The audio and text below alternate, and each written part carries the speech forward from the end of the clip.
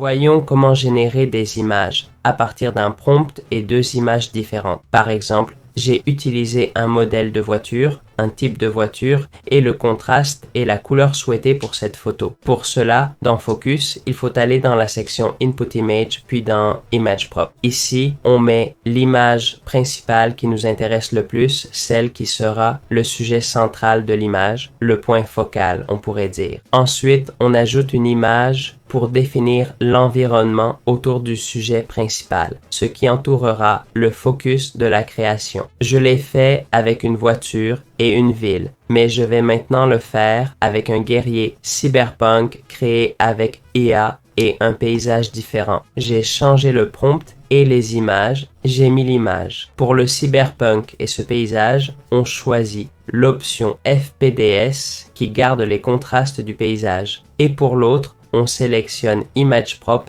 et on clique sur Générer. Ça peut prendre du temps car ça tourne sur notre PC, donc ça dure plus longtemps. Moi, ça dépend aussi de votre PC et processeur, mais chez moi, ça prend 1 minute. Vous voyez, ça commence à créer l'environnement basé sur le contraste de l'image et le prompt. Ça génère ce que j'ai demandé. Voyons si ça correspond vraiment à ma demande. Voici le résultat final. Pas mal, mais pas exactement ce que j'ai demandé.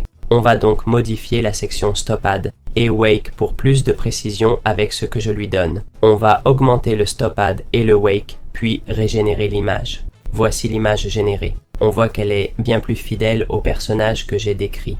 En fait, elle est assez similaire et a aussi le paysage enneigé demandé.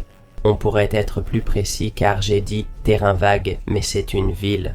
On voit une ville cyberpunk, mais enneigée. Donc globalement, ça correspond à ma demande. C'est une question d'essai. Cette option est utile dans plein de cas, par exemple pour placer un personnage dans un lieu qu'on ne sait pas créer. On peut mixer les images ou créer son perso. On a une vidéo sur ça d'ailleurs. Voilà, c'est tout. À la prochaine.